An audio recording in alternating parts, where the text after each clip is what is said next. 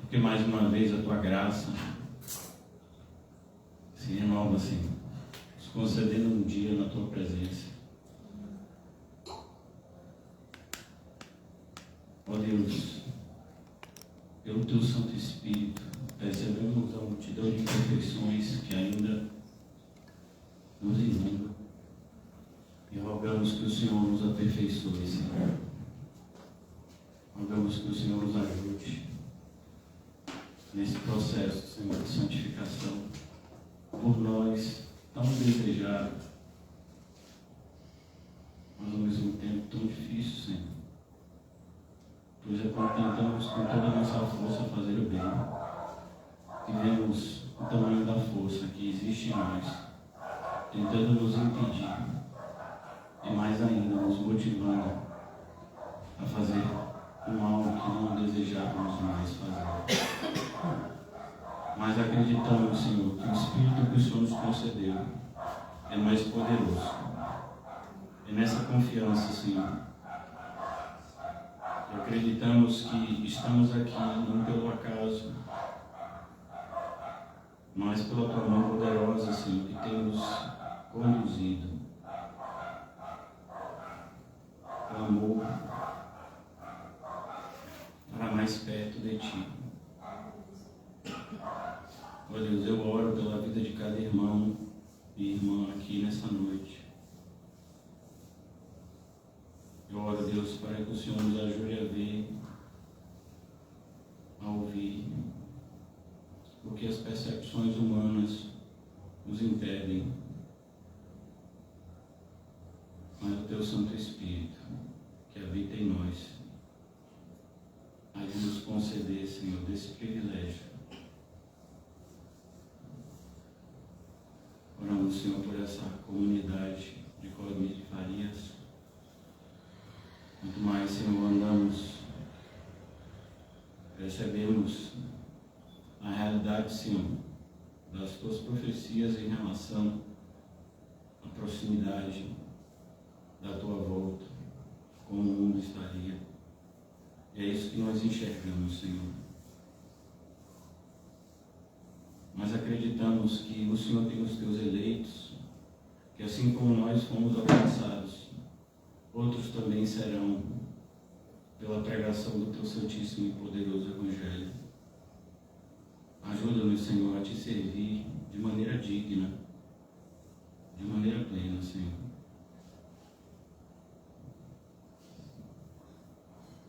Continuamos, Senhor, rogando pela vida da mãe da irmã Rita, mais do que o restabelecimento físico dela. Rogamos, Senhor, para que esse tempo que ela esteve hospitalizada, Senhor, todos os milagres que ela recebeu da tua parte, Senhor, possam ser instrumentos teus para trazê-la para ti mesmo.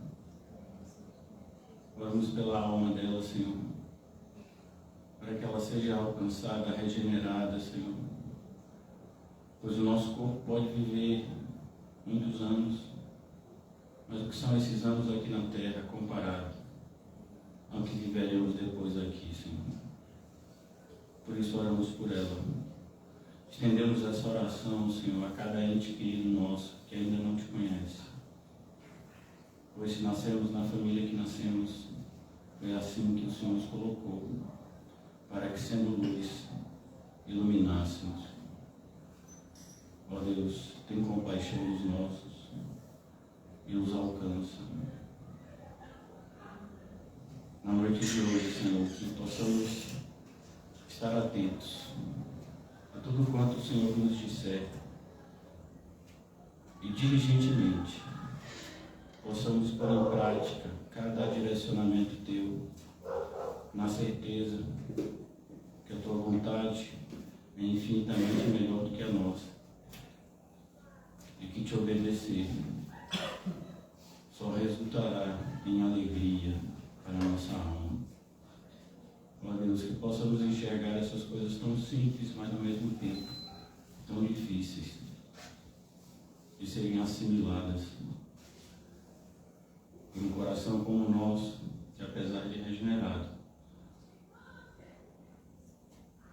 precisa lutar diariamente contra as forças que se opõem, Senhor, à tua vontade.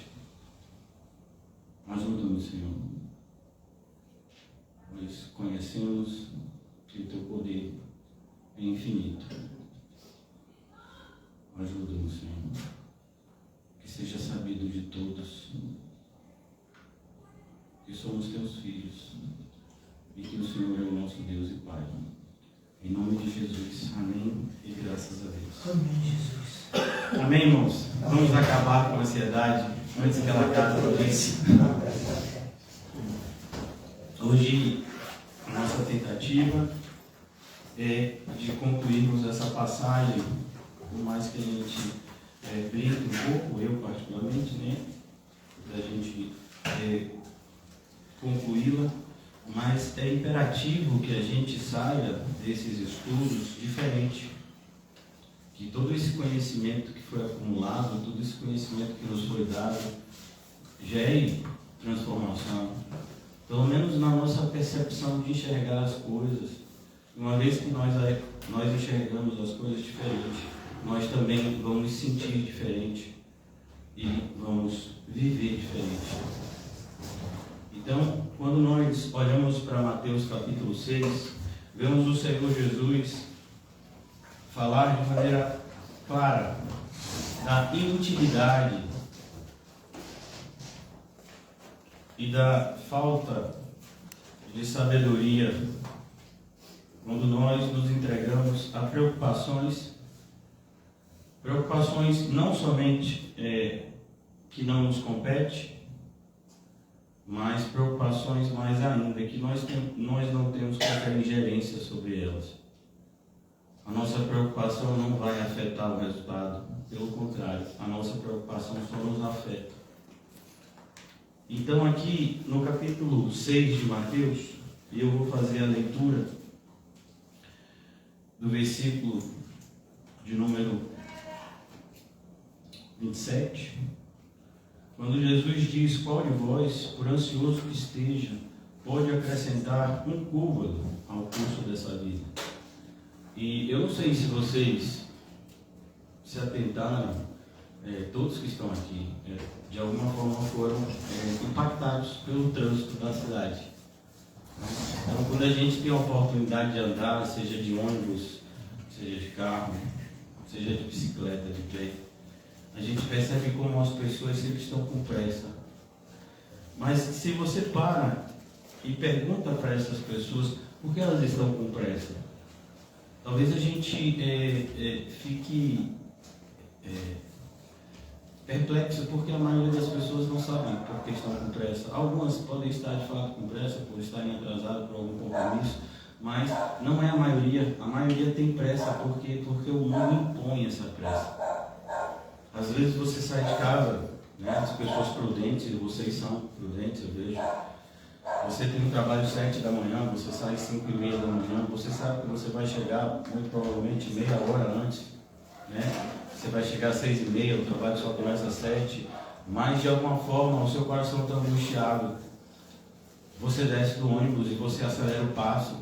Você não está atrasado, mas é o mundo impondo a você essa realidade de que você não tem tempo a perder. E de fato, nós não temos tempo a perder, mas viver dessa forma não nos ajuda a ganhar tempo. Pelo contrário, nós acabamos chegando ao final do dia, tendo a sensação que muitas vezes não vivemos o dia, porque a gente não aproveitou, a gente não vivenciou o dia. A gente não vivenciou, boa noite, irmão, paz e graça. A gente não vivenciou o momento que a gente estava no ônibus.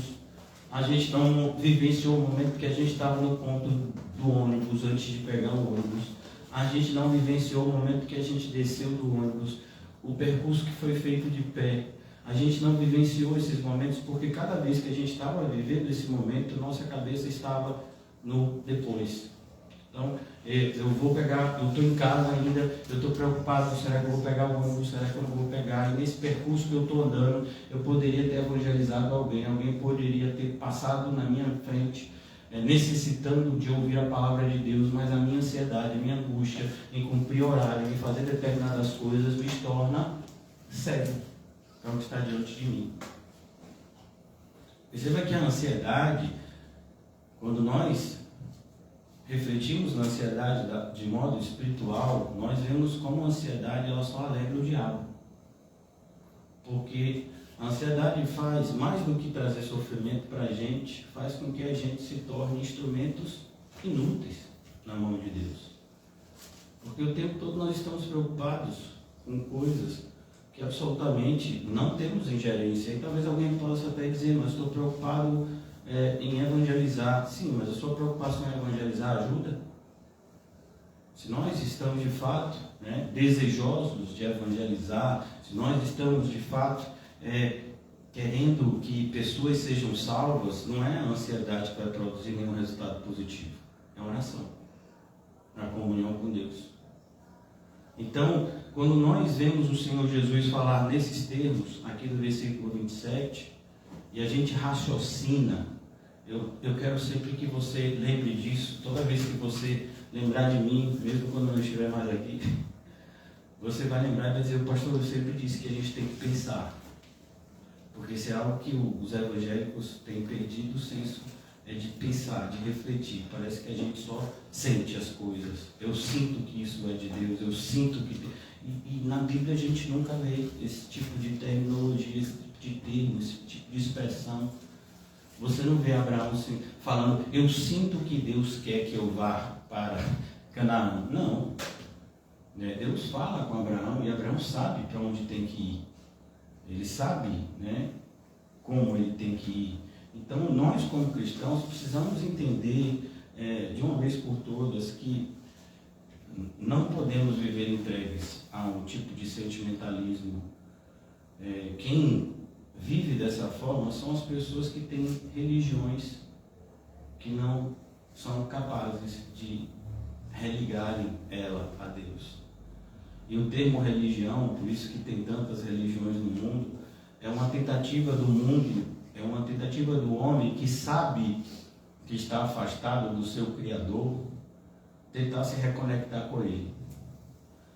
Nós que lemos a Bíblia sabemos que qualquer tipo de tentativa de se religar com Deus, ela vai ser falha. A única forma de sermos religados a Deus é quando o próprio Cristo toma a iniciativa. E é isso que está escrito em João 14, 8, tão conhecido. Eu sou o caminho. Por que o caminho? Porque é por meio dele que nós somos religados. Quando é que fomos desligados? Lá no Éden, no jardim do Éden. Não corra, não seja facilitador daqueles que não estudam a Bíblia e não querem estudar. Muitas pessoas falam do Éden como paraíso. Não, o Éden não é o paraíso. Eu vou dizer para vocês porque o Éden não é o paraíso e o paraíso não será como o Éden. Eu gosto muito da colocação de um dos pais da igreja chamado Agostinho. A gente conhece a história de vida dele, né? E Agostinho foi um estudioso da Bíblia. E ele nos explica muito bem os 4 estágios do ser humano. Então, o ser humano, quando estava no Éden, ele podia pecar. Tanto podia pecar, que pecou. Ele não era obrigado a pecar, mas ele podia. A partir do momento que o homem peca e que o homem é expulso, não somente do espaço geográfico, jardim do Éden, mas da comunhão com Deus, onde a comunhão era exercida naquele espaço geográfico. Quando o homem perde essa comunhão, agora o homem não pode não pecar. Então, o homem não consegue não pecar. Todos carecemos da graça. Então, nós estamos nesse estágio, até que vem a graça. E a graça, ela agora nos concede poder para não pecar. Mas isso vai ser muito doloroso. Isso vai ser muito difícil. A tal ponto de Paulo fazer colocações como: e eu esmurro meu corpo. E eu tenho que lutar constantemente, a carne e o espírito. Mas existe um quarto momento na nossa história, e é esse que nós, de fato, desejamos. É quando nós não poderemos mais pecar. Preste atenção, não poderemos. Não é como o Éden, que o homem podia pecar ou não pecar. Não, no céu a gente não pode pecar. Por quê? Porque o pecado já vai estar solucionado, o problema do pecado. As primeiras coisas se passaram e Deus fará tudo novo. Então, esses 4 estágios. Por que é importante a gente entender essas coisas e coisas semelhantes a essas? Porque isso ajuda no nosso processo de compreensão em relação aos outros e principalmente em relação a nós. Como assim, pastor? Por exemplo, você é um cristão regenerado? Sim, eu acredito que sou. Então você está lutando contra o pecado. Mas imagine que você tem um ente querido que não é regenerado. Ele não pode não pecar. Ele pode fazer determinadas coisas que aparentemente não são pecados. Ele pode fazer coisas que aparentemente são boas e para nós podem ser consideradas como agradáveis, mas isso não significa que aquilo não seja pecado. Vou dar um exemplo. Imagine alguém que tem uma quantidade de dinheiro e ela pega 90% da sua fortuna e doa para pessoas que realmente precisam disso. E talvez você olhe para essa pessoa e diga: essa pessoa tem muita compaixão, misericórdia dos pobres. Não, ela não tem. O que ela tem é um desejo de justiça própria. Ela acredita que por meio dessa ação que ela fez, ela está deixando o nome dela na eternidade.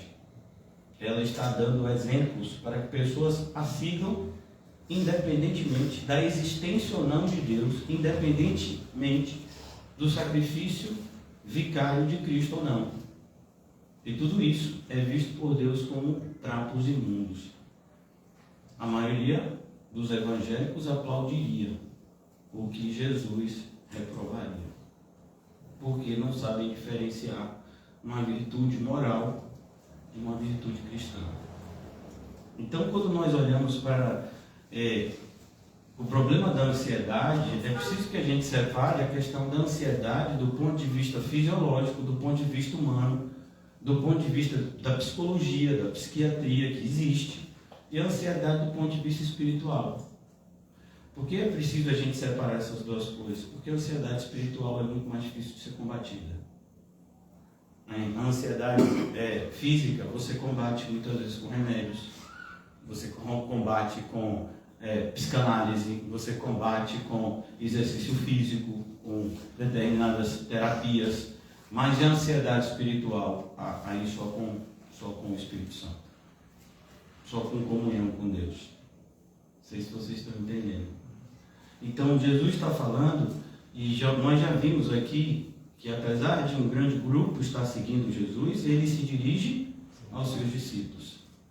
E o centro, o cerne do que Jesus está falando aqui, não é o tratamento da ansiedade enquanto um problema de enfermidade da raça humana, mas é o tratamento da ansiedade enquanto um problema que o povo de Deus enfrentará enquanto povo de Deus aqui na terra. Por que eu estou frisando isso? Porque a gente vai encontrar irmãos, e eu estou falando irmãos pela fé, que vão tentar aplicar princípios bíblicos na vida de pessoas que não são cristãs. Isso não funciona assim. É como se você quisesse, que um remédio para dor de cabeça curasse a sua prisão de ventre. Pessoas que têm dificuldade no processo digestivo. Não, existe um remédio específico para isso. Mas e se a pessoa tomar uma caixa de remédio para dor de cabeça? Não vai mudar. Porque o remédio que ela deveria tomar era de prisão de ventre. Então, é a mesma coisa. Exemplo muito simplista, mas a ideia é que nós, na qualidade de cristãos, mais do que qualquer outro, deveríamos entender a diferença entre luz e trevas. Por isso que o apóstolo João, na sua primeira carta, ele é tão contundente na conclusão dela, depois de falar sobre uma série de princípios que o cristão deve usar para se examinar, é assim que 1 de João é escrita. Ele conclui a carta da seguinte forma: sabemos que o mundo inteiro pertence, a ideia jaz, está debaixo da mão, está debaixo do poder do maligno, mas nós, então ele separa o mundo inteiro, ele divide o mundo inteiro em dois grupos totalmente diferentes entre si, grupos que vivem vidas diferentes, que veem o mundo de maneira diferente. E mais uma vez, por que eu estou falando dessas coisas que parecem ser assim no primeiro momento subjetivas e difíceis? Porque o que a gente tem visto, irmãos, eu falo isso com muita tristeza, é isso. É pessoas que acham que quando a gente fala de ansiedade é qualquer tipo de ansiedade. Não, tem ansiedade clínica, tem ansiedade que é espiritual. E nós, como cristãos, precisamos saber a diferença, porque se nós que somos luz não sabemos a diferença, então a pergunta, quem saberá? Então a gente não pode chegar para um ente querido nosso, que é ímpio, e ler aqui Mateus capítulo 5, versículos 25 a 34, e dizer, está vendo? Confia em Deus. Mas como confiar em Deus? Se a pessoa nem é de Cristo ainda. Se a pessoa vive na impiedade até o talo. Então, como assim? Não tem como. A pessoa precisa ser regenerada. Então, o que você vai fazer? Você vai apresentar o Evangelho. Deixa eu tornar mais simples. É como você dar um livro para uma pessoa que não sabe ler. Ele não vai ler o livro. Você vai precisar alfabetizá-lo. E talvez você demore 10 anos para alfabetizá-lo. Pois é, mas ele só vai conseguir ler quando ele for alfabetizado. Enquanto ele não for alfabetizado, você pode dar 100 livros para essa pessoa e tudo que ela vai ver são signos ou sinais que para eles não tem significado. É como, por exemplo, não sei se vocês já viram filmes que falam da época do Egito. Vocês já viram a escrita egípcia, né? Eles hieroglifos ali. Você consegue entender? Eu não consigo, né? Então, mas tem quem consiga. Quem foi alfabetizado naquele dialeto. Aquele monte de símbolo faz sentido. Para mim não faz. Então, nós temos que evangelizar toda criatura. Mas essa verdade, ela só pode ser ensinada e praticada para aqueles que forem nova criatura. Deu para entender? Não cometam mais esse erro de querer usar princípios bíblicos para pessoas que não são cristãs, como se a obediência a princípios bíblicos por si só resultasse para essas pessoas numa melhora da qualidade de vida. Não funciona assim, né? Então, eu sei que tem gente que ensina desse jeito, pastores que ensinam desse jeito, denominações que ensinam desse jeito, mas eu posso garantir para vocês que eles não têm respaldo bíblico para isso. E se você quiser assim, muita segurança, é só você ler. Tem muitas passagens, mas uma clara, assim, muito clara, é o diálogo de Jesus com Nicodemos. Nicodemos, você tem que nascer de novo. Para quê? Para ver. Porque você não está nem vendo. E aí quando nascer de novo, você vê. E aí quando você vê, aí você pode entrar. Mas enquanto não nascer de novo, você nem vê, e o que dirá entrar. Então o cristão precisa saber dessas coisas. No nosso processo de socialização, processo que a gente se socializa com as pessoas, no ambiente de trabalho, no ambiente familiar, novas amizades que são feitas todos os dias, é preciso que a gente saiba diferenciar luz e trevas. Para quê? Para que a nossa relação com os outros seja sempre algo que glorifica a Deus. Haja sempre a possibilidade de que, através da nossa vida, Deus salve alguém. Então, mas Deus não vai usar instrumentos que não foram santificados, que não foram limpos e que não são instrumentos que vivem em conformidade com a sua vontade. Então aqui, voltando agora, quando Jesus diz Qual de vós, por ansioso que esteja, pode acrescentar um côvado ao curso da sua vida? Ele mostra para nós toda a inutilidade das nossas preocupações. A gente que chegou aqui muito preocupado, eu cheguei. Mas entenda, é como já explicamos algumas vezes, o fato de você sentir ansiedade não diz que você é ímpio. A Bíblia diz: não andeis ansiosos. Então, o que é que o cristão faz? Ele limpa a casa. Ele faz isso igual a mãe de Rita. Então, a mãe de Rita é como é: o quintal está sujo? Não, já está limpo. Ela limpa. Mas minha mãe, a senhora acabou de limpar. Não, caiu um cisco aqui, eu vi. Só a senhora viu. Só ela viu. Então, o quintal fica limpo. O cristão, ele tem essa sensação. Porque ele já viu na Bíblia que o limpo limpa cada vez mais, de maneira progressiva. Então aqui nós precisamos entender isso. A ansiedade é algo que a gente vai ter que combater o tempo todo. Então a gente venceu a ansiedade hoje, a gente vai dormir em paz, amém? Alguns podem até dormir aqui no culto, tranquilo, né? Passou ansiedade demais. A pessoa ficou assim tão sem ansiedade que a gente não suportou. E aí desansiou de vez, né? Então, mas amanhã a gente vai acordar o quê? Ansioso. Não sei se vocês já acordaram assim. Vamos imaginar que você tem um horário a cumprir de manhã. E aí você acorda, a primeira coisa que você faz, olha o relógio.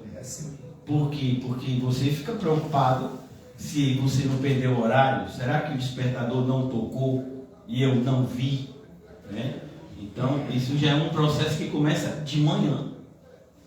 Às vezes você acorda antes do horário, e como eu que acordo muito durante a noite, vai no banheiro, bebe água, e aí de repente, será que vale a pena dormir ainda? Esse é o 4h30, mas 5 eu tenho que levantar, eu acho que eu vou levantar logo. Então, é um processo de ansiedade que a gente vence hoje, digamos assim, amanhã luta de novo. Porque a ansiedade faz parte da nossa carnalidade. E eu já expliquei para vocês que quando é que a gente não precisará mais lutar contra o pecado? No céu. Aqui a gente luta constantemente. Aqui a gente tem, como cristãos, a oportunidade de lutar constantemente contra o pecado, coisa que antes nós não tínhamos. Nós éramos dominados pelo pecado e nem sabíamos. Então aqui Jesus alerta a gente. E agora Jesus fala, né? Eu já falei com vocês, mas vou relembrar. Eu, contudo, vos afirmo que nem Salomão, e comparando Salomão com os lírios do campo, uma simples flor, em toda a sua glória, Salomão, em toda a sua glória, não se vestiu como qualquer um deles. Mostrando justamente que o que Isaías coloca da seguinte forma: os planos de Deus são muito maiores do que os nossos. Vamos abrir Isaías 55? Eu nem queria, mas vamos, porque não sou eu que mando. Isaías 55. Se tem um profeta que é citado no Novo Testamento, vocês sabem, né? É o profeta Isaías. De longe, é o profeta mais citado de todo Novo Testamento. Todo o Antigo Testamento, o profeta mais citado no Novo Testamento. Aqui em Isaías 55, a gente também tem princípios que estamos estudando em Mateus capítulo 6. Princípios que devem trazer para você e para mim paz. E você vai se assustar ao ver um paralelismo próximo entre o que Jesus fala em Mateus 6 e o que Isaías falou em Isaías 55, porque há uma separação de quase 700 anos entre Isaías e Jesus. Mas é impressionante como eles falam coisas que significam a mesma coisa. Por quê? Porque é de Deus. Deus sempre fala a mesma coisa. Deus não é Deus de confusão. Capítulo 55, versículo 1. Todos vós que tendes sede, vinde às águas. E vós que não tendes dinheiro. Eu acho que não é um problema de vocês, todo mundo aqui tem, até seu Edson. Seu Edson trouxe a carteira, não trouxe, seu Edson? Tem um dinheirinho aí? Diz que tem, né? Mas daí a ele dar o vale para alguém já é outra coisa. Ele vai orar antes. Então, perceba, o convite é um convite para os que não têm dinheiro. Então a gente está incluso, né? Vinde, comprai e comei. Por que comprai e comei? E a ideia aqui é que tudo para Deus tem valor.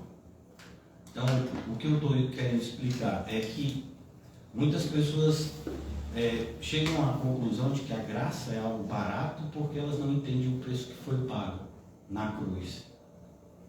Então, parece que o perdão dos nossos pecados é um trocado. Parece que é o troco de bala. Sabe? Hoje não faz mais isso, mas antigamente você ia faz isso ainda. Você vai no lugar e deu R$95,50. A pessoa diz, você aceita em bala? Aí você diz, você aceitaria 50 centavos em bala? Não, eu não aceito, mas eu te dou. Mas então, parece que a salvação pela graça é essa bala. Porque a pessoa não entende do que foi salva. Tem gente, assim, tem pessoas que no meio da igreja evangélica que até tem a heresia, o pensamento herético de que o preço foi pago na mão do diabo. Deus nos livrou da mão do diabo. Não. Deus nos livrou dele mesmo, da justa ira que recairia sobre nós. Ele satisfez a sua justiça por meio do seu Filho. Então, quando nós não entendemos o valor das coisas, aí a gente não pode se relacionar corretamente. É como uma criança que não valoriza o seu pai ou sua mãe até que vai morar sozinho. E aí tem que cozinhar, tem que passar, tem que lavar. Aí de repente, no final do mês, chegam coisas que ele não conhecia. Conta de luz, conta de água. Porque ele não conhecia, morava na casa do papai e da mamãe, né? E reclamava quando a comida. Meio-dia, a comida não está pronta. Agora ele mora sozinho, são 5 da tarde e não comeu nada. E o que ele vai fazer? Um miojo. Porque quando ele pensa que tem que cozinhar feijão, arroz, carne, ele diz, rapaz, eu acho que eu vou fazer um miojo e vou dar graças. Então a pessoa começa a valorizar e lembrar, né? Quando eu estava na casa de papai e mamãe, oh meu Deus, eu não valorizar. A gente é assim, né? Esse sentimento. Como cristão, a gente não precisa ter esse sentimento. Por quê? Porque a Bíblia já revela para a gente o valor das coisas. E aí a gente pode valorar as coisas enquanto a gente ainda as tem. É tão legal isso, né? Você pode olhar para o seu pai e sua mãe e dizer, meu pai, minha mãe, eu reconheço todo o esforço que vocês fazem por mim. Eu não mereço esse esforço. Vocês me amam e cuidam de mim. Muito obrigado, meu pai e minha mãe. E você não faz isso no Dia dos Pais, em agosto, porque a gente já aprendeu que isso é hipocrisia. Você faz isso todo dia. Cada dia que você toma um café, que você almoça e que você percebe que houve um esforço dessas pessoas que te amam para que você fosse alimentado, você tem a oportunidade de agradecê-los. Porque você já entende que houve um esforço da parte deles nesse processo voluntário. Então, a Bíblia abre os nossos olhos. A Bíblia faz com que a gente veja o mundo além do nosso umbigo. Coisa que dificilmente alguém vai fazer sem Cristo. Então aqui, no versículo 1, sim, vinde, comprai a repetição, sem dinheiro e sem preço. Porque a ideia é assim, falou uma vez, o pessoal não vai acreditar, como assim? Não paga não? Você está me convidando para comer de uma coisa maravilhosa e é sem dinheiro mesmo? Olha, não é pegadinha não? E depois que eu comer, que você quiser me cobrar. Não, irmãos, porque você vê que é uma repetição proposital, porque pra gente que vive num mundo tão interesseiro, ouvir que a graça é de graça parece mentira. Por isso Paulo fala a loucura da pregação. A loucura, parece loucura que uma pessoa que viveu uma vida toda errada, roubou, matou, fez coisas assim indizíveis publicamente, ela olha para Cristo, se arrepende de verdade e é salva. Ainda que toda a sociedade possa execrá-la, mas Cristo perdoa. Como assim, pastor? Você não lembra o ladrão da cruz? Ele confessou o crime. Eu cometi o crime que a punição é a cruz. Eu cometi esse crime. Eu estou aqui, eu mereço estar aqui. E olha para Jesus e diz, ele não. Olha que coisa, a percepção como muda de alguém que é visitado pela graça. Por isso que essas palavras de Isaías 55, de Mateus 6, elas só têm sentido para quem é visitado pela graça. Para quem não é visitado pela graça, essas palavras serão distorcidas para a própria condenação da pessoa, que vai transformar isso em conselhos para que você tenha uma vida um pouco melhor aqui na terra. E não é isso. Aqui, na verdade, é uma maneira que o cristão vive porque não é da terra. Então, continuando, versículo 2, por que gastais? E agora o questionamento, por que a gente fica ansioso? Por causa do versículo 2. Por que a gente fica ansioso? Por que preocupação com o que vestir? Por que preocupação com o que comer? Por isso aqui, porque a gente gasta dinheiro naquilo que não é pão. A ideia é, a gente gasta todos os nossos recursos onde não deveríamos gastar. A gente gasta todo o nosso tempo, a gente gasta toda a nossa força para obtermos bens materiais que serão desfeitos. Então vamos imaginar que você trabalhou o mês todo e no dia 5 do mês subsequente caiu. Caiu o quê? Aquilo que você queria que caísse. No lugar que você queria que caísse a sua conta. Caiu o salário. E você vai se surpreender, porque hoje a gente tem um mecanismo que é doloroso, apesar de facilitar a vida de alguns, né? Que é o débito em conta. Então você não quer esquecer de pagar a conta de luz e nem esquecer de pagar o cartão, porque você entende que se não pagar tem juros, se não pagar a conta de luz, corta a luz, e aí você vai debitar em conta. Então o salário chega e quando você vai olhar, já não chegou, já foi, o dono já pegou, ele sobrou, como diria o professor Raimundo, né, da escolinha do professor Raimundo, ficou assim, né? Então é isso que Jesus está dizendo. É isso que Isaías está dizendo, na verdade, né? E que fala aquilo que Jesus vai dizer também. A gente busca o pão que perece, quando a gente deveria buscar o pão que não perece. E Jesus disse essas palavras exatamente. Vocês estão me buscando pelo pão que eu multipliquei e encheu o bucho de vocês. Vocês deveriam me buscar por outro pão. O pão vivo que desce do céu, que sou eu mesmo. E Jesus fala algo que escandaliza, que faz com que os próprios discípulos vão abandonando ele, achando que ele ficou maluco. Ele diz, quem não comer da minha carne, quem não beber do meu sangue, não tem parte comigo no meu ministério. Então aqui no capítulo 55, versículo 2, e o vosso suor, você gasta o seu suor, você gasta a sua força naquilo que não satisfaz. E é interessante que pesquisas mostram que a maior parte das pessoas que trabalham em empregos que não gostam. Estarrecedores, né? Inclusive cristãos. Por quê? Porque a pessoa trabalha para pagar a conta. Não houve um direcionamento de Deus. Não houve uma preocupação do propósito de Deus com aquilo que você vai desempenhar no seu dia a dia. Não, o que houve é o quê? Uma preocupação. Eu preciso pagar as contas. Mas vem cá, você não é filho de Deus? Sou, mas eu preciso pagar as contas. Não é assim que funciona com o Filho de Deus. O Filho de Deus fala com Deus e Deus diz como isso vai acontecer. Você pode trabalhar no mesmo trabalho, mas se você fizer isso para a glória de Deus, o seu trabalho não vai ser um sinal de infelicidade. Pelo contrário, você vai se sentir feliz no trabalho, porque você entende que quem colocou naquele trabalho foi Deus. E você tem um papel importante naquele local que Ele te colocou. Olha como é. A mesma coisa, mas vivida de uma forma totalmente diferente. Então, por quê? Porque Só quem pode nos satisfazer é aquele que nos criou. Fora dele não há o que se falar em satisfação, a não ser em falsa satisfação. É como um náufrago que chega num momento de desidratação que ele vai, no desespero, beber água do mar para tentar saciar a sede, quando na verdade ele só vai estar acelerando a morte dele, porque a desidratação que já estava grande vai ficar maior ainda pelo sal da água.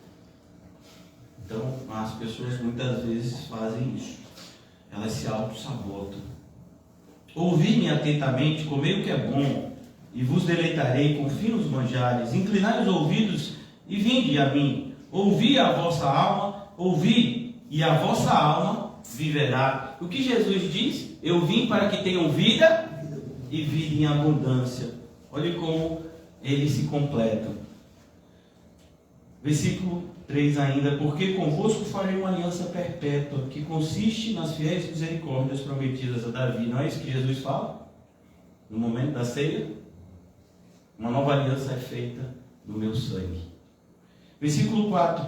Eis que eu o dei por testemunho aos povos, como príncipe e governador dos povos. Quem é esse?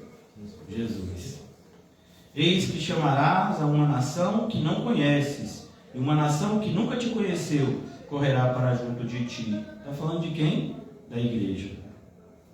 Por amor do Senhor teu Deus e do Santo de Israel, porque este me glorificou. E agora o alerta. Buscai o Senhor enquanto se pode achar. Agora você imagina que chegará um dia em que esse estudo possa não ser mais feito.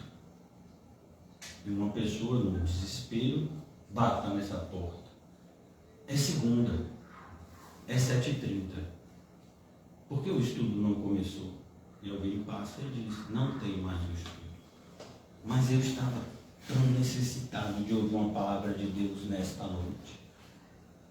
Mas Deus não vai estar disponível para a gente no tempo que a gente quiser. Não funciona assim. As pessoas na época do dilúvio pensaram assim e morreram, todas elas. E é preciso que a gente entenda que Deus é o mesmo. A sua justiça é a mesma. Ele avisa, ele convida, ele notifica, ele alerta. E em um determinado momento ele julgará.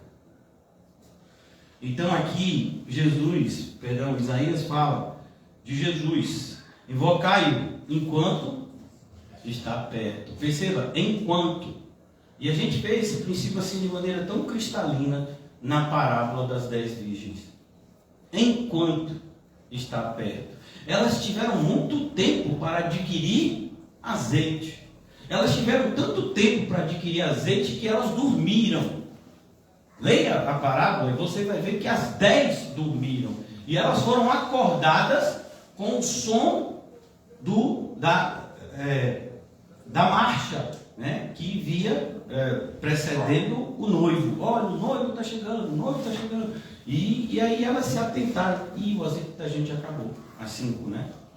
E agora? Mas elas tiveram tanto tempo para ver isso, para pensar nisso.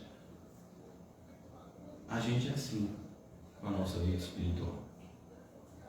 A gente sempre pensa que vai dar para dar um jeitinho. Não dá. Não dá para dar jeitinho. A gente é avisado e a gente tem que agradecer por ser avisado e responder diligentemente ao convite.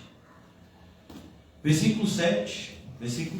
Deixai o perverso o seu caminho, o iníquo os seus pensamentos. E aqui a gente percebe iniquidade, pensamento, perversidade, atitude. A perversidade é a atitude do iníquo. A iniquidade é o pensamento do perverso. Por que eu estou fazendo essa distinção? Porque a Bíblia faz. Para que a gente perceba que a gente pode pecar de duas formas, tanto na ação quanto no pensamento. A gente percebe que muitas pessoas só levam a sério o pecado na ação. No pensamento parece que ninguém peca. E a gente peca muito mais no pensamento do que na ação. Porque a gente pensa muito mais do que a gente age. Diga, minha irmã. Então, toda iniquidade, quando se fala iniquidade na Bíblia, está relacionada ao pensamento? Nem sempre, mas nesse caso sim. Né? Você pode ter, muitas vezes, um comportamento iníquo. Mas o comportamento do iníquo foi precedido por um pensamento também iníquo. Nesse caso específico, há uma distinção. Né? Para justamente a gente perceber que existem esses dois momentos. E esses dois momentos a gente tem que combater. Tanto o pecado pensado, quanto o pecado quando ele se transforma em ação. Mas é isso que a gente tem que ter, é por isso que a gente tem que trazer cada texto, né, na sua interpretação. Versículo 7. Converta-se ao Senhor. Converta-se. E a ideia de conversão significa mudança de direção. Por isso que às vezes você já viu esse termo, né? Conversão à direita. Né? Então a ideia é dobre à direita. Uma conversão aqui é uma mudança de direção. Converta-se ao Senhor. Você estava indo numa direção errada. Você ouviu o chamado de Deus, então você vai na direção certa, que é a de Deus. Glória a Deus.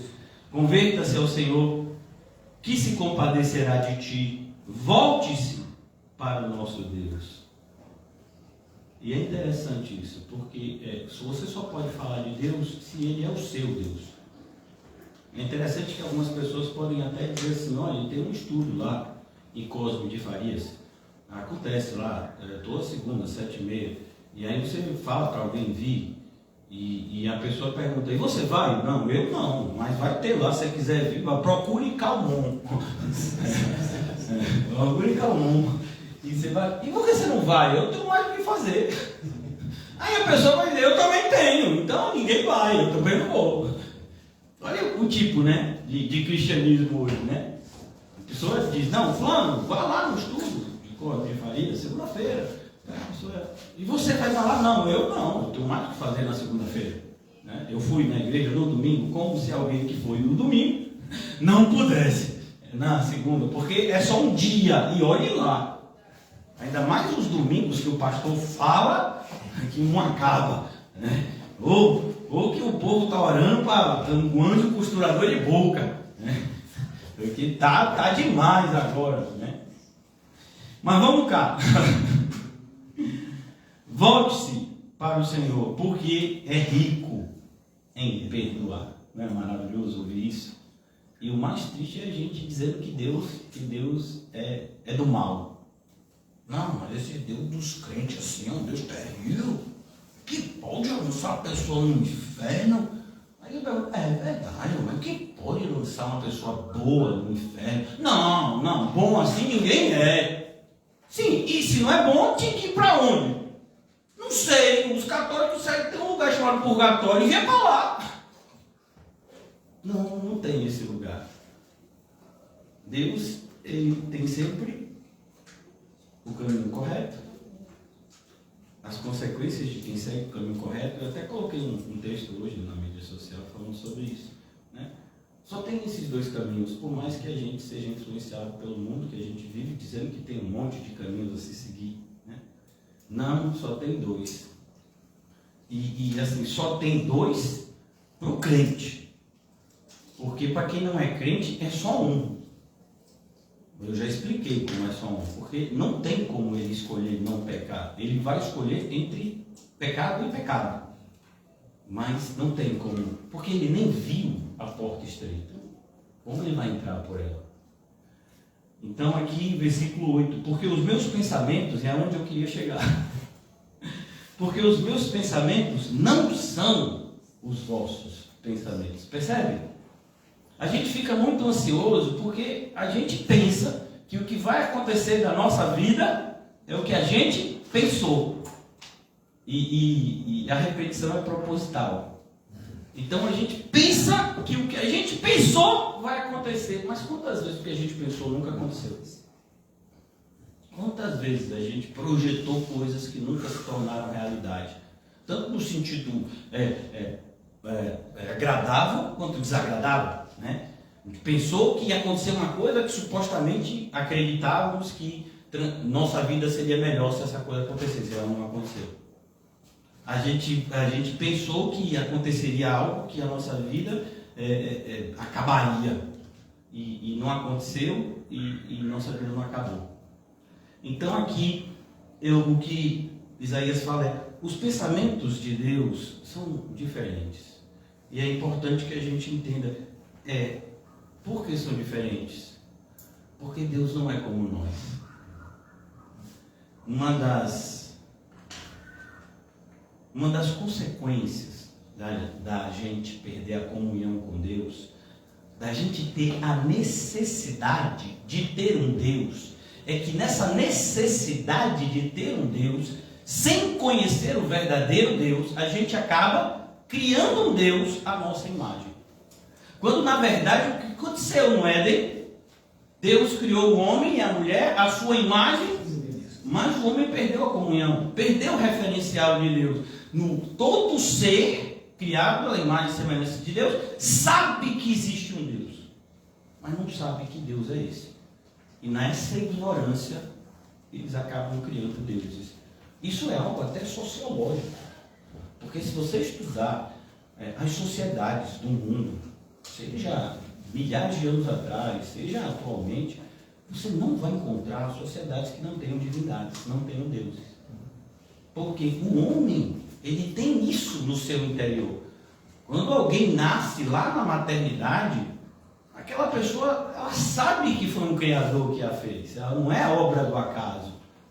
Então, para uma pessoa ser ateu, ele precisa lutar muito contra a própria natureza, que não é a natureza que sabe, que conhece o verdadeiro, não. Deus não, sabe que existe um Deus. E o ateu, ele tem que lutar, por isso que o número de ateus sempre foi tão reduzido. Porque não tem como, né? Mas também o número de verdadeiros crentes também é reduzido, porque conhecer Deus de verdade também é muito difícil.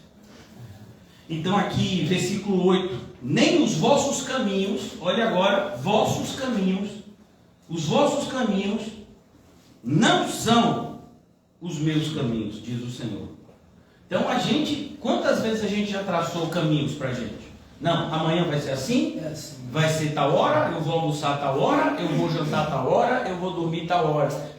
5 da tarde você nem tomou café. Oh, Deus. Você achou que meio-dia você estaria em um lugar e você está em outro completamente diferente do trajeto que você traçou. Porque é assim que acontece. Os imprevistos são imprevistos para nós, mas já estavam previstos para Deus. Percebeu como é? Como quando a gente se relaciona com Deus, não tem por que dar lugar à ansiedade. Porque assim, eu e você não sabemos o amanhã. Talvez isso trouxesse ansiedade para nós. Mas a gente anda com Jesus, que é o nosso pastor e nos conduz. Ele conhece muito bem o amanhã. Então, essa paz destrói a ansiedade que nos consumiria, mas irmão. Então, perceba como isso é. Como você conhecer isso te traz paz. Eu não sei o que vai acontecer amanhã, mas eu conheço alguém que sabe. É como quando você tem algum problema relacionado ao departamento de trânsito.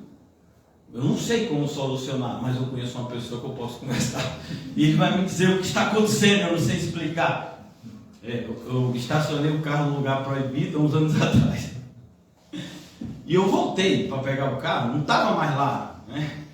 Alguém me disse, levaram no restaurante. Eu não sabia nem para onde tinha levado. Aí liguei, o irmão falou, levaram, está não sei aonde, e você só pode pegar amanhã. Porque hoje não pega mais, né? Então você conhece alguém que sabe. Olha como isso. Eu não sei consertar a luz, mas eu conheço alguém que sabe. Eu não sei instalar um filtro. É filtro que chama? Mas eu conheço alguém que sabe. Eu não sei pintar a parede, e eu não vou apontar para Paulinho, mas eu conheço alguém que sabe. Eu vou apontar para Mateus. Então assim, você conhece alguém que sabe, isso te dá o quê? Uma tranquilidade. Né? E eu estou falando até do ponto de vista humano, porque você vai falar com o irmão vai dizer, vai por aqui, né? Vai por aqui. Agora imagine isso 100 milhões de vezes mais poderoso. É Deus. Eu não sei o que vai acontecer. Eu não sei o que está acontecendo na minha mente. Mas Deus sabe. Deixa eu conversar com Ele. E é isso que Tiago nos ensina. Precisa de sabedoria? Peça a Deus, que Ele dá liberalmente. Agora, concluindo aqui Isaías 55, ele faz essa comparação tão preciosa. Versículo 9 de Isaías 55: porque assim como os céus são mais altos do que a terra, assim são os meus caminhos mais altos do que os vossos caminhos. Percebe porque feliz é a nação cujo Deus de Israel é o Senhor? E não é algo assim místico, né? Eu sou de Deus, então eu sinto que eu sou feliz. Não, isso é algo racional. É racional aqui. Por que eu sou feliz? Porque Deus traçou um caminho para mim. E eu andando no caminho de Deus, eu cumpro o propósito de Deus. E quando eu cumpro o propósito de Deus, eu sou feliz. Não tem hipótese de eu cumprir o propósito de Deus e ser infeliz. Não existe isso. É como uma pessoa dizer assim, eu bebi muita água e a minha barriga está vazia de água. Você pode até dizer que não saciou sua sede. Mas se você bebeu 5 litros de água, seu bucho está grande, né? Parecendo aquele desenho animado. Então, a ideia aqui é que os caminhos de Deus. E por quê? Por que é necessário falar isso? Porque se a gente for pela vista, a gente não vê isso. Vamos tomar como exemplo a pessoa que a Bíblia diz que seria o pai da fé, Abraão. Abraão, ele está em Ur dos Caldeus. E antes que você diga qualquer coisa, ele está muito bem, obrigado. A vida de Abraão era muito tranquila. Ur dos Caldeus era uma terra idólatra. Era, mas Abraão não conhecia o verdadeiro Deus mesmo. Abraão tinha condição, a única coisa que trazia infelicidade para Abraão é que ele não tinha filho. Mas todas as outras áreas de Abraão estavam ok. Então, Abraão, você tem condição financeira? Tenho. Abraão, você casou com a mulher que você ama? Claro que eu casei. E aí, Abraão, como do ponto de vista humano, está tudo bem. Aí Deus fala com Abraão, o verdadeiro Deus fala com Abraão, e Abraão está numa terra de deuses falsos, Ur dos Caldeus, e diz: sai da tua terra. Mas como assim da minha terra? Eu sou tão abençoado aqui na minha terra. Não, Abraão, você não sabe nem o que é ser abençoado. Eu vou te mostrar agora. Sai da tua terra, sai do meio da sua parentela. Que coisa dolorosa, né? Aí a gente pensa que é só para Abraão. Não. Pedro, vamos, Pedro. Tiago e João, vamos? E como foi? E como foi com Mateus, que estava trabalhando na coletoria? Vem, se segue. Então, ele chama Abraão, e Abraão vai. Abraão sabia para onde estava indo? Não. Não sabia. O texto diz: a terra que eu te mostrarei. Cada dia Deus ia dizer: por aqui, por aqui. E quando ele chegou lá, ele que vivia da criação de animais, o que é que você precisa para criar animal? Água e pasto. Não tinha nenhum dos dois. Era só deserto. Percebe? E aí depois Deus vai falar com Abraão e diz: Abraão, vou te ensinar uma coisa aqui, vai mudar a sua vida. Sem fé, você não anda comigo. Sem fé não dá. Tem que ter fé. É preciso você acreditar no que eu te falo. E olha que com tudo isso, Abraão ainda teve Ismael. Então, olha como é difícil viver por fé. Às vezes a gente dá passos iniciais por fé, mas manter a constância na fé, irmãos, aí já é outros 500. Você deu aqueles passos, você caminhou 500 metros por fé. Legal, que coisa boa. Continue. Como assim continue? Não, eu pensei que era só esses 500 metros. Que a partir daqui agora tudo ia ser assim, mostrado e tudo ia ser diferente. Não, é até o fim por fé. E aí a gente começa a sentir falta de algum tipo de segurança palpável. É aí que surge a necessidade do bezerro de ouro, um Deus que a gente possa ver e pegar. A gente chama ele de Senhor, mas a gente tem que ver e pegar. Então aqui, quando Isaías diz, os caminhos são mais altos do que os vossos caminhos, é justamente para mostrar que por mais que pareça que seguir o caminho de Cristo seja algo que vai nos levar à infelicidade, é justamente o contrário. É esse caminho que parece que vai nos levar à infelicidade, que vai nos apresentar a maior felicidade de todas. A felicidade verdadeira, que não pode ser roubada. A felicidade que pode ser sentida, vivida, experimentada e sabida em qualquer lugar, diante de qualquer circunstância. Por quê? Porque não é o seu caminho, é o dele. E quando é o dele, ele garante. Quando é o seu, não, aí é você que garante. Eu acho tremendo a colocação de um pastor chamado Russell Shedd, faleceu há alguns anos, né?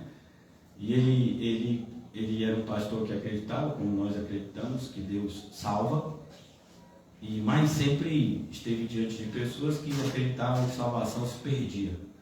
E eu creio que na sabedoria que Deus deu a ele trouxe essa resposta, que eu concordo em gênero, número e grau, e repito.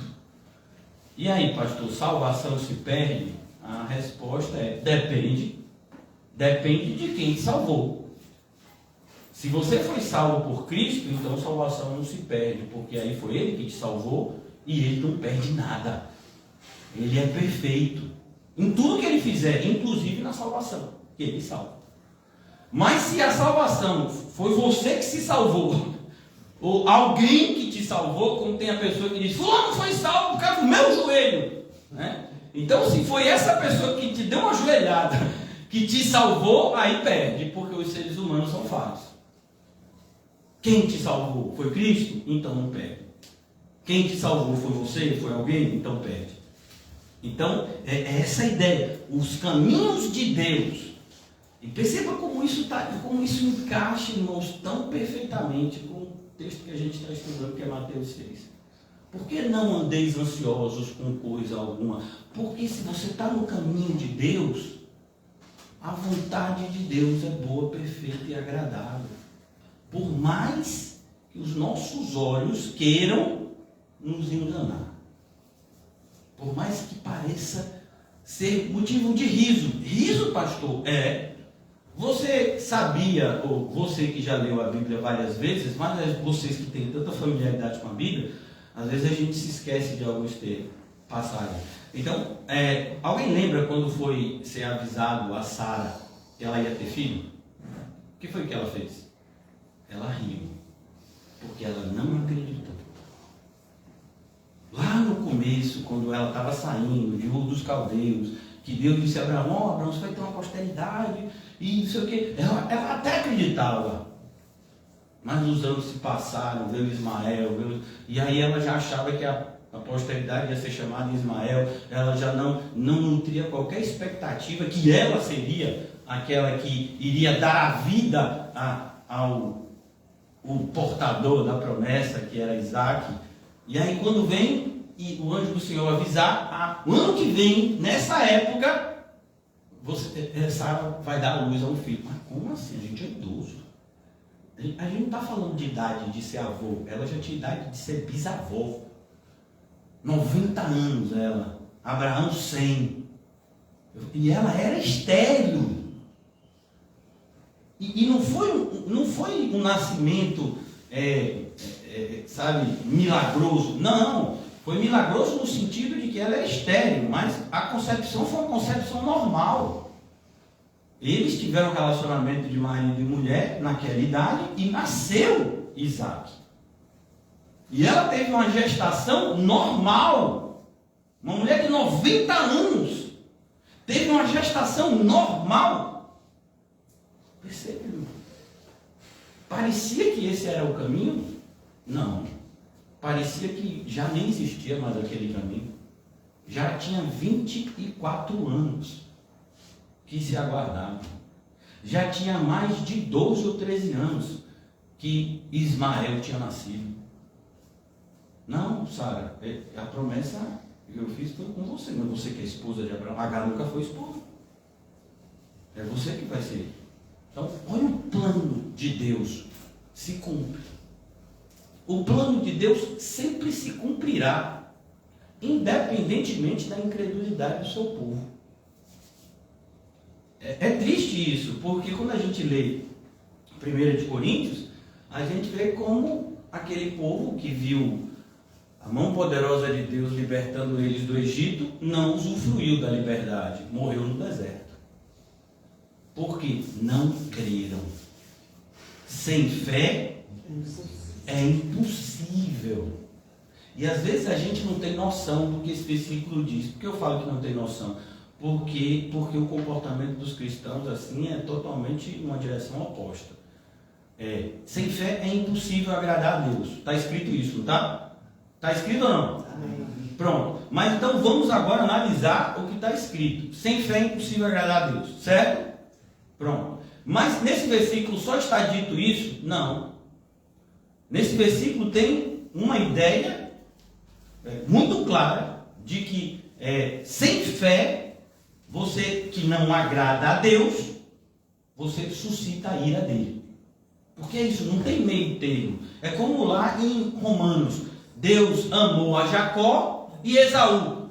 Esaú ele não amou. Não é que ele não amou, ele odiou. Ele rejeitou. Então não tem meio termo com Deus. Às vezes a gente quer um meio termo que é para poder ficar mais bonitinho a história, né? Para não assustar, para de repente o ímpio não ficar com tanta raiva da gente. Mas não tem. Então se você não agrada a Deus, automaticamente você o aborrece. Não é só não agradar, não agradando, você está aborrecendo. Não ajuntando, você está espalhando. Mas eu não faço nada, está atrapalhando demais. Não faço nada. Por que fala que eu estou atrapalhando? Porque a gente nunca não faz nada. Vamos imaginar, eu vou trazer uma ideia, eu queria acelerar, mas eu não consigo, eu não sei trabalhar rápido, né? É assim. Então, vamos imaginar, você tem um filho. Por quê? Porque o tratamento de Deus com a gente é de filho. Então, vamos imaginar um filho. E você tem um filho e ele não faz nada. Tá certo? Ele é um filho muito bom, ele não faz nada. Mas ele tem que dormir, sim ou não? E aí ele não faz nada. Ele dorme na cama, não arruma a cama. Porque ele não faz nada. Ele precisa comer. Então, bota a comida dele, ele come. Não lava o prato. Por quê? Porque ele não faz nada. Ele vai no banheiro. Essa parte é mais suja. Ele faz o número 1 e o número 2. E ele nem dá descarga. Por quê? Porque ele não faz nada. Então, não sei se você está entendendo já nessa altura, que aquele que diz que não faz nada, ele está fazendo muita coisa para atrapalhar. Ele está literalmente sendo um peso morto. E a gente tem dificuldade de falar essas coisas abertamente, porque machuca o sentimento de quem não faz nada.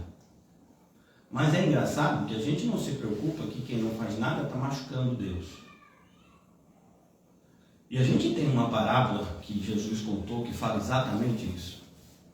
Tinha um filho, tinham 2 filhos, sempre é 2 na maioria das parábolas, porque é a comparação, né? O filho mais velho, que era aquele que deveria fazer para dar exemplo para o mais novo, está na época da colheita, o pai vai lá, chama o filho mais velho, vamos trabalhar na colheita. O filho mais velho diz, eu vou, meu pai. Mas não foi. No desenho bíblico fica até bom, tem um desenho bíblico dessa parábola. E o filho diz, não, todo ano é a mesma coisa, eu digo vou, e sempre vai ter alguém para fazer. E é a sensação que muitos têm na igreja, né? Sempre vai ter alguém para fazer. Meu irmão, vou fazer. Então, não foi. E o filho mais novo? O filho mais novo disse, não vou não, meu pai, que nada, ficar trabalhando em colheita, eu sou de trabalhar em colheita. Mas ele viu que não devia tratar assim o seu pai. Ele se arrependeu e foi. Quem foi que agradou o pai? O mais novo. Mas você percebe que a fala foi diferente? O primeiro disse, eu vou, e não foi. O segundo disse, eu não vou, e foi. É assim, na maioria das vezes. E aí, vamos, irmão? Vamos! Não vou. E quem? Não vou, não! Eu vou porque eu preciso. Você é doido? Não, já está difícil.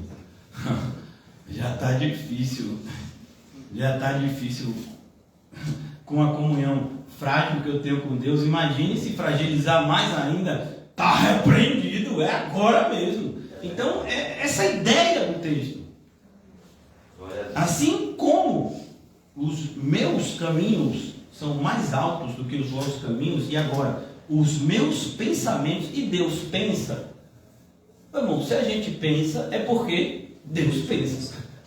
Porque nós fomos feitos em imagem e semelhança de Deus. É por isso que cachorro não pensa. Pensa, cachorro, meu cachorro pensa. Meu filho, eu não entro em discussão com gente assim, né? Eu deixo a pessoa continuar lá na sua fábula, né? Tem gente que fala que cachorro fala, né? Entende?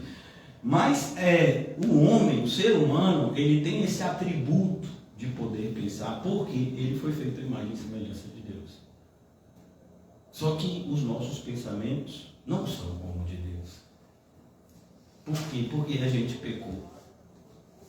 E aí não tem mais a comunhão que deveria ter. E é por isso que nesse processo de santificação, uma das coisas que acontece no processo de santificação é que o nosso pensamento vai se tornando mais parecido com o pensamento de Deus. Não é o pensamento de Deus tornando parecido com o nosso. Não, Deus é que é perfeito. Por isso que Paulo vai dizer que o cristão, quando amadurece, o cristão nesse processo de maturidade espiritual, por meio da santificação, ele adquire a mente de Cristo. A maneira de pensar de Cristo, que é o exemplo perfeito de como nós temos que pensar as coisas. E eu queria já concluir, mas eu vou ler até o final, porque Isaías 55 é sensacional. Versículo 10. Porque assim como descem a chuva e a neve dos céus, e para lá não tornam, sem que primeiro reguem a terra. E a ideia aqui é uma ideia bem prática, é de mostrar que tudo que Deus criou, Ele criou com um propósito específico. Eu tenho se direcionado por Deus para tornar muito mais simples assim a gente compreender algumas coisas. Então, quando a gente entra no banheiro, a gente encontra algo que é um vaso. Por que isso? É para ficar bonito o banheiro? Não, tem um propósito aquele vaso. O seu designer, o seu desenho, o seu projeto foi pensado para o que seria feito nele, né? É por isso que o vaso sanitário não tem o mesmo formato da pia. Os dois estão no banheiro, pelo menos na maioria dos banheiros, né? Então você tem a pia, que você lavaria a mão e o rosto, e você tem o vaso sanitário que serve para outra coisa. Você percebe que cada um tem um propósito? E a ducha que a gente toma o banho, por que ela não fica no chão igual uma torneira? Por que ela fica no alto? Porque o propósito dela é molhar o corpo inteiro para a gente tomar banho. O que eu quero te mostrar é que tudo tem um propósito. E por que você acha que eu e você não temos? E por que você acha que a gente pode mudar de propósito o tempo todo? Imagine se a gente começar a lavar a mão no vaso sanitário e fazer as necessidades na pia. Vai dar bem? Vai? Por que não? Porque não foram projetadas para isso. Percebe por que tantas pessoas na igreja estão infelizes? Porque elas não estão seguindo o propósito que Deus pré-estabeleceu. Por quê? Porque ficaram com medo de que o projeto de Deus não desse certo. E elas não são únicas. Muitas pessoas pensaram assim. Vou mostrar para vocês o jovem rico. Por que você acha que o jovem rico não seguiu Jesus? Porque ele acreditava que o projeto que Jesus apresentou para ele não era o melhor. Jesus disse para ele vender tudo que tinha, dar aos pobres, ele teria então um tesouro no céu, e depois ele deveria segui-lo, porque aí sim ele encontraria a verdadeira felicidade. Ele não concordou com esse projeto de Jesus para ele, e ele declinou, né, e foi embora.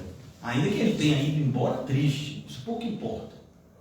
O que importa é que ele rejeitou o convite da graça. Então, por que a gente percebe o estágio atual da igreja moderna? Porque as pessoas estão sem propósito.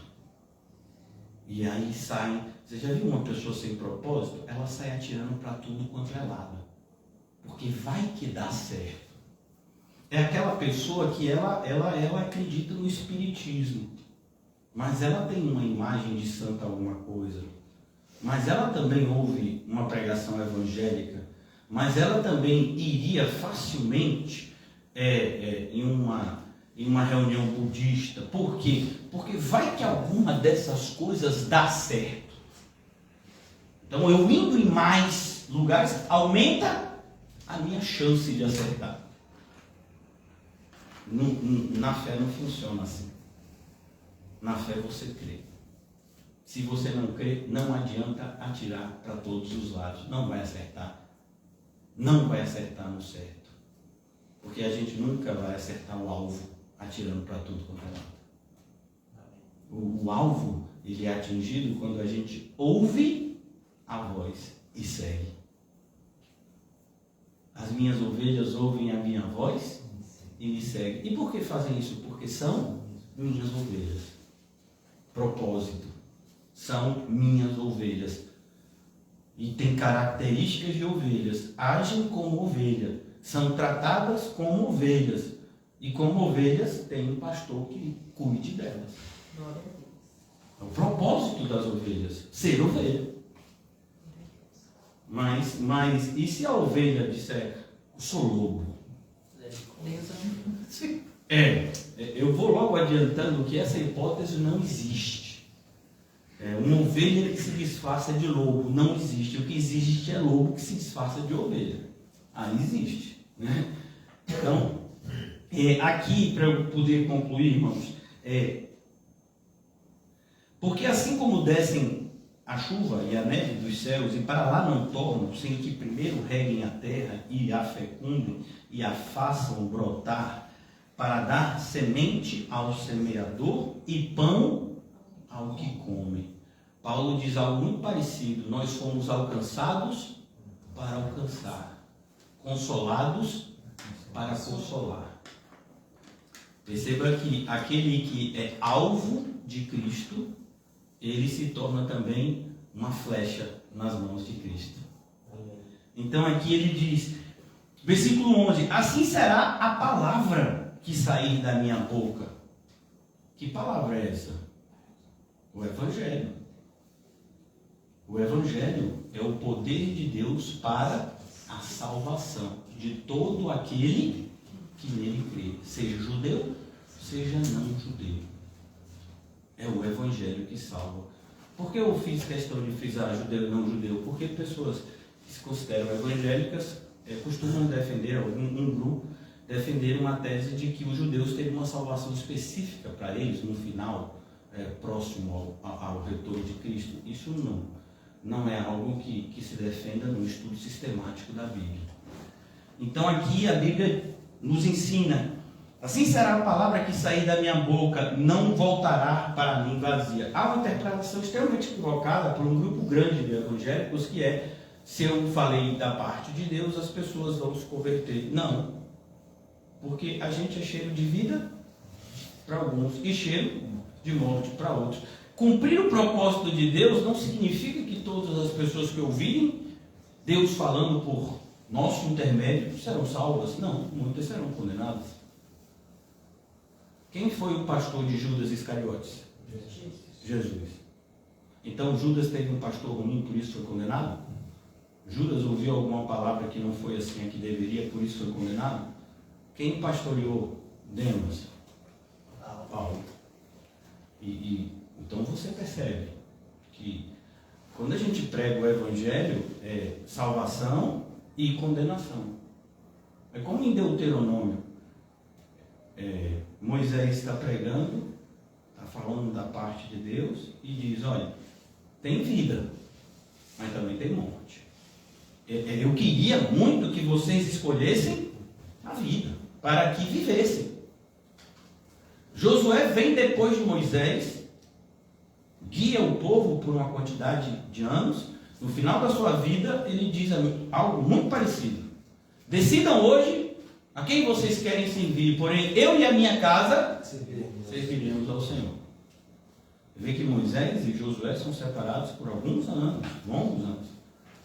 Mas no final da jornada de ambos, eles falam da parte de Deus algo muito parecido. Porque não é porque o povo foi conduzido por homens de Deus que eles irão para a casa de Deus. Então é algo que a gente precisa frisar. Tudo que a gente faz tem consequência. Até a nossa inatividade. Até quando a gente não faz algo, a gente já está fazendo o quê? Nada. Então é o pecado de não fazer nada. Esse pecado, eu acho que é o pecado mais cometido na igreja hoje em dia. Pelo menos na igreja evangélica, que se diz evangélica. Os evangélicos hoje têm... Os evangélicos que combateram, né, o catolicismo romano durante muitos anos, parece que abraçaram a tradição católica romana, que divide os cristãos, né, para os católicos romanos, em sacerdotes e leigos. Então tem os padres, tem os arcebispos, os bispos, e tem os que não faz nada, só participa daquelas coisas lá que os católicos fazem, né? Eucaristia, crisma, não sei o que, faz aquilo dali. E não faz mais alguma coisa, não. Se você quiser dar dinheiro, a gente também aceita. A gente aceita dinheiro, cartão de crédito, né? Transferência, doação de terra, o que quiser, né? A gente está aceitando. Então aqui ele diz, assim será a palavra que sair da minha boca, não voltará para mim vazia, mas fará o que me apraz. Então quando Deus disse, por meio de Noé, que destruiria o mundo inteiro, aconteceu ou não? Aconteceu, por meio do dilúvio. Demorou a ponto do povo desacreditar que aconteceria. A mesma coisa, o Messias vai vir, demorou tanto que o pessoal já não estava mais esperando. Quem estava esperando? 2 senhores de idade, Simeão e uma viúva, está lá esperando. E cadê o povo que não tem mais gente esperando? O pessoal demorou, o Messias demorou de chegar, a gente adiantou o lado, né? Na época de Pedro tinha gente assim, cara, está dizendo que Jesus vai voltar? Já tem 30 anos, ele não voltou? Vocês não estão entendendo, o tempo de Deus não é o nosso tempo. Então ele vai fazer o que apraz e prosperará naquilo para que designei. Você só vai dar fruto se você estiver no lugar que Deus quer que você esteja. Vou dar um exemplo para ficar mais claro. Vamos imaginar que a gente vai até São Felipe, na fazenda de Calmon, e a gente pegue uma goiabeira da goiaba, não é isso? E pega uma goiabeira, a goiabeira dá muita goiaba. São Felipe é uma terra que tudo que você planta dá, a terra é boa. Só que Calmon e Rita vão evangelizar no Polo Norte. E eles evangelizam, plantam uma igreja lá no Polo Norte. E eles dão de presente para os cristãos lá do Polo Norte uma muda de goiabeira.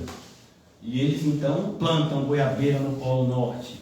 Alguns meses depois, mandam um WhatsApp para Calmon e Rita e diz: pô, irmão, muito obrigado pela goiabeira, mas você me disse que ela tinha que dar goiaba, né? Aqui não dá nada. Nem está querendo brotar o negócio aqui. Por quê? Porque não vai dar lá. Lá é gelo, não brota, tem que ter terra. Então, quando é que você vai começar a dar fruto? quando você estiver no lugar que Deus te colocou. Enquanto você não estiver lá, não adianta forçar. Não vai. Você pode até fazer como a herética, a árvore de Natal, e botar umas bolinhas, enfeitar com aqueles enfeites, sabe? A árvore de Natal, que bota aqueles enfeites, né?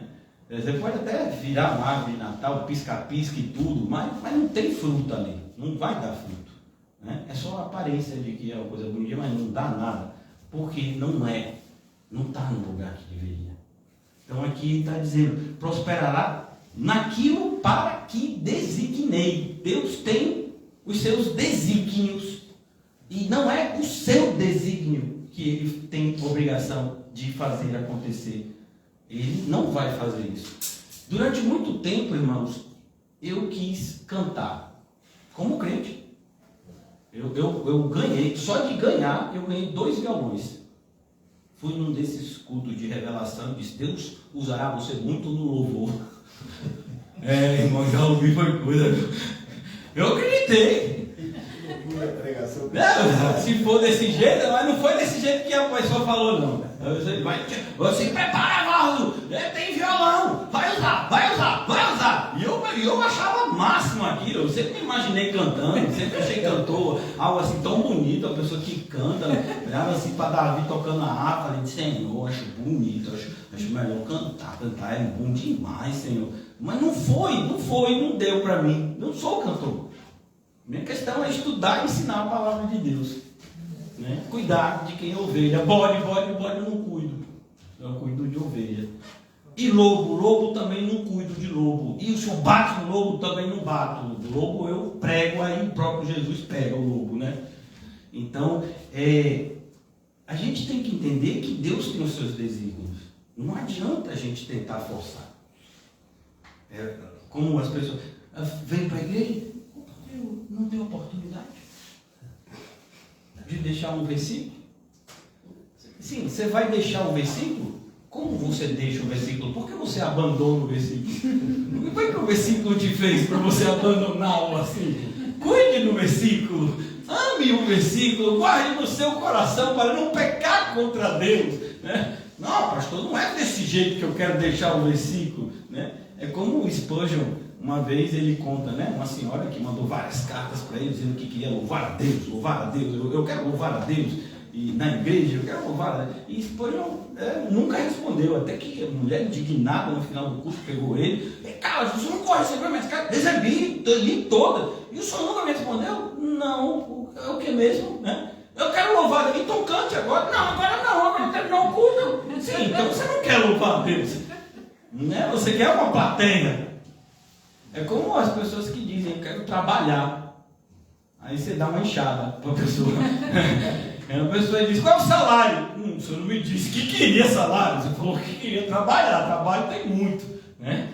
Então, as pessoas, elas sempre vivem debaixo. É tão comum o engano, né?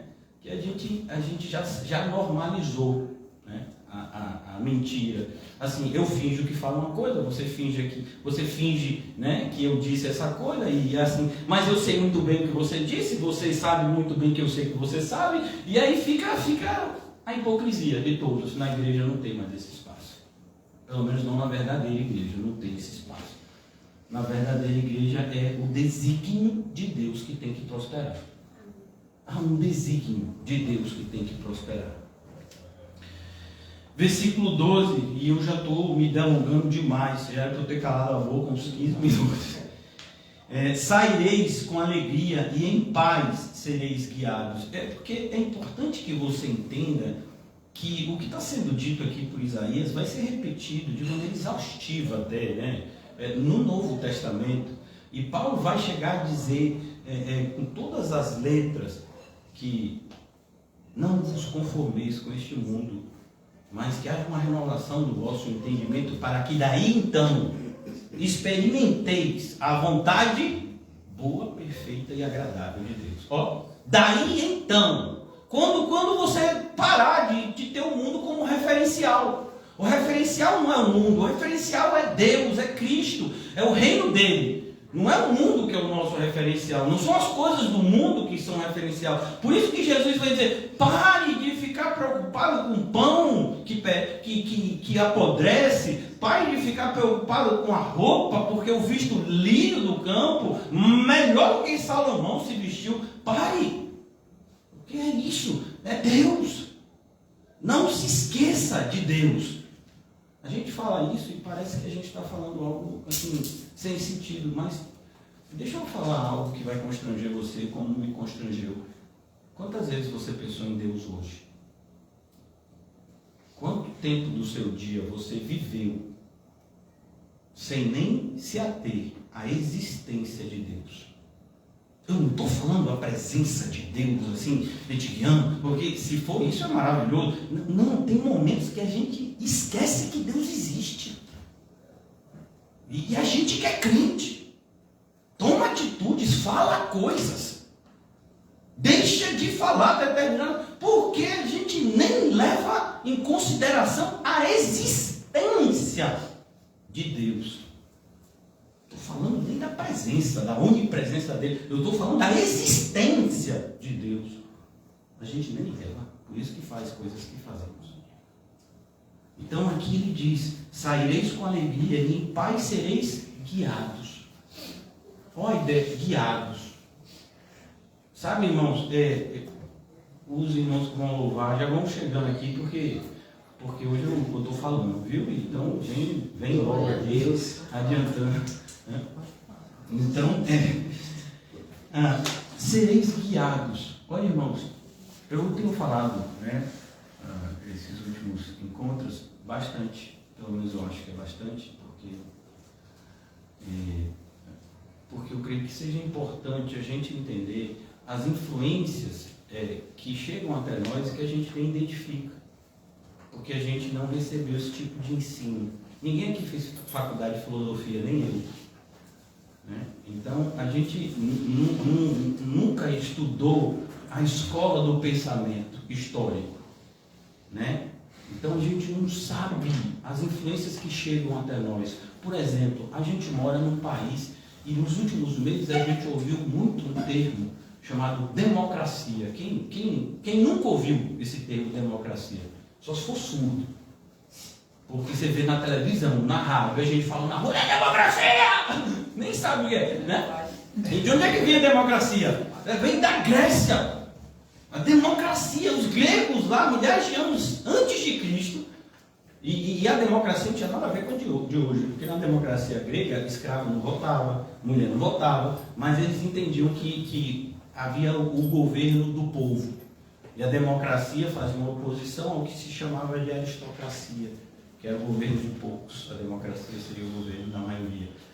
Então, todos esses termos são termos gregos, como a própria ideia de república, a própria ideia de poderes, tudo isso que nos influencia a própria pedagogia, que é essa escola de ensino que a gente vai para a escola alfabetizada. Como é que chama a professora? Que faculdade é que ela faz? Pedagogia. Ela é chamada de quê? De pedagoga. E pedagogo é uma palavra grega, que inclusive é usado como uma analogia para a lei que nos leva até Cristo.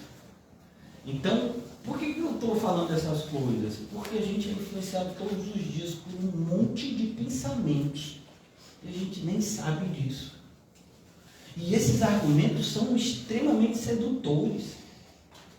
Esses argumentos filosóficos são sedutores desde a época de Paulo, que teve que enfrentar muitos deles com a palavra de Deus. E quando Paulo pregava a palavra de Deus, as pessoas diziam que ele estava maluco, como foi em Atenas.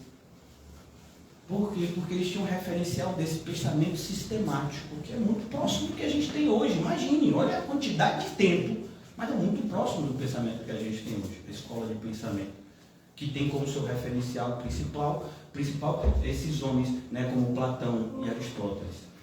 Então, a gente percebe isso hoje nos dias, influenciando isso as pessoas na igreja, e elas sequer sabem diferenciar uma coisa da outra. Não, parece tão próximo o que esses filósofos, a gente nem chama de filósofos, eles não se identificavam como, eram chamados de pensadores. E uma das dificuldades que os filósofos sempre entenderam como dificuldade, inclusive, quem sabe aqui de onde surgiu o termo angústia? Alguém sabe dizer? Pois é, vem da filosofia. E por que angústia? A angústia vem quando você tem que escolher alguma coisa. E por que uma pessoa se sentiria angustiada? Isso é o pensamento filosófico, estou falando de cristianismo aqui. E por que alguma pessoa se sentiria angustiada em escolher alguma coisa? Porque a gente não tem ingerência no resultado dela. Isso são os filósofos, irmãos. Então, eu consigo escolher entre ir pela direita ou pela esquerda, mas eu não sei se o caminho pela direita é o melhor ou se é o da esquerda. E eu fico angustiado. Será que eu escolhi o caminho bom? Será que o de lá não era melhor? Por que eu estou dizendo isso para vocês? Porque a Bíblia traz para a gente expressões como a que eu acabei de ler para vocês aqui, vocês não perceberam. Sereis guiados. Percebeu? Você não vai precisar fazer escolha entre o caminho certo, o caminho melhor e o caminho pior. Não. Agora você pode fazer uma escolha. Ou você segue a Deus, ou você não segue. E se você seguir a Deus, aí você vai ser guiado. Olha a diferença. Quando a gente pega Hebreus 11, o que é que fala que Noé foi divinamente inspirado? Ele não ficou angustiado na construção da arca, porque Deus disse exatamente o material e a forma que deveria ser construída aquela arca. Então, a partir do momento que eu confio num Deus que me guia, as minhas angústias elas vão sumindo. Porque à medida que eu sou guiado por esse Deus, eu confio nele cada vez mais. A fé vem pelo ouvir. E essa ideia de ouvir a palavra de Deus é que a gente vai ouvindo, a gente vai experimentando a veracidade, como Deus é digno de toda a confiança, e a gente vai exercendo mais fé ainda. É por isso que no capítulo que fala de fé, Hebreus 11, a gente vê tantos exemplos de homens que confiaram em Deus e não se decepcionaram. Então, Noé confiou em Deus. E aí chegou Abraão, confiou em Deus. E aí chegou Moisés, confiou em Deus. E confiou em Deus. E confiou em Deus. E aí a gente? A gente não sei. Eu ainda estou decidindo. Aí você percebe de onde vem sua angústia? Porque você foi feito para ser guiado. Você não foi feito para ficar fazendo escolhas que estão além da sua capacidade. Como assim, pastor? Você sabe o que vai acontecer amanhã? Eu também não. Então a gente tem como fazer algo assim perfeito, para que amanhã seja um dia perfeito, exatamente como a gente planejará hoje? Não. Eu tenho como garantir que o que eu digo que vou fazer amanhã, eu farei? Não tenho. E não é nem porque eu sou uma pessoa de duas palavras, é porque eu não sei do amanhã. Eu não sei nem se eu vou acordar amanhã. Eu não faço a mínima ideia. Eu tenho uma projeção, segundo as minhas terças-feiras, né, que amanhã vai ser terça. Então, segundo as minhas terças-feiras, provavelmente amanhã acontecerá de um jeito, mas pode ser que não. E por que eu não vou me angustiar, me desesperar e passar a madrugada toda em claro? Porque Deus existe e Ele é galardoador de todos aqueles que o buscam, porque sem fé é impossível agradar a Deus. Então você confia, Ele nunca vai te decepcionar, e aí Ele vai te guiando, exatamente como Davi compreendeu tão bem enquanto pastoreava as ovelhas do seu pai. Ele entendeu, e ele não escreveu o Salmo 23 quando era jovem, não. Segundo a tradição, ele escreveu já idoso, mas ele jamais tinha esquecido a experiência que teve enquanto pastor na sua juventude. Ele cuidava daquelas ovelhas, e como ele disse, eu matei o urso, eu matei o leão. E por que ele matou esses animais? Porque Davi ele gostava de caçar? Não, ele estava protegendo o rebanho, por isso matou esses predadores. Então, Davi diz, o Senhor é o pastor de todo mundo? Não sei, eu sei que Ele é o meu. Ele me guia por pastos verdejantes. O que significa isso para uma ovelha? Uma felicidade sem tamanho. Imagine uma ovelha, imagine você chegar num restaurante que tem assim, vamos imaginar essa sala. Cada canto é uma, sabe aquelas mesas que vai acompanhando assim? E aqui é só salgado, aqui é só doce, ali atrás de Helena é só sorvete e caldas. E aqui é todo tipo de pão e sanduíche que você imaginar. E no meio é refrigerante, suco, água, é tudo aí. E aí? Você abre a porta e vê. Sai. Será que eu estou chegando? Será que eu vi direito? Por quê? Porque, sabe, você passou o dia todo trabalhando, está com a fome, o estômago colou, e você entra num lugar que tem as comidas que você sempre imaginou comer, e você, sabe, é ovelha. Quando vê pastos verdejantes, ela vê uma água lá que refrigera, e a água não refrigera só o corpo, refrigera a alma, é o que diz Davi. Mas e aí? Aí tem perigo, o caminho sempre tem perigo, o caminho sempre tem o povo do mal, que quer tirar a nossa paz e às vezes até a nossa vida. Mas aí Davi diz, o pastor que é o meu pastor, ainda que eu passe pelo vale da sombra da morte, não é que eu vou ter medo, vou orar e vai passar. Não, eu nem temerei. É um padrão ali que ele, não temerei. Vai vir um gigante e você vai chegar num momento que você não vai ter medo. Por que você não vai ter medo? Isso não é soberba, é confiança. Porque você anda com Deus. E quanto mais você anda com Deus, mais você sabe, mais você sente, mais você tem consciência da presença dele a todo tempo do seu lado. Então os inimigos não representam tanto perigo assim, porque você conhece o seu Deus e que Ele está ao seu lado o tempo todo. Ele não precisa ir no banheiro, ele não precisa cochilar, ele não precisa descansar. Então eu passo, ainda que eu passe, e eu passarei pelo vale sombrio, mas não temerei mal algum, porque eu sei que o Senhor, que é o meu pastor, estará comigo. E é só até aí?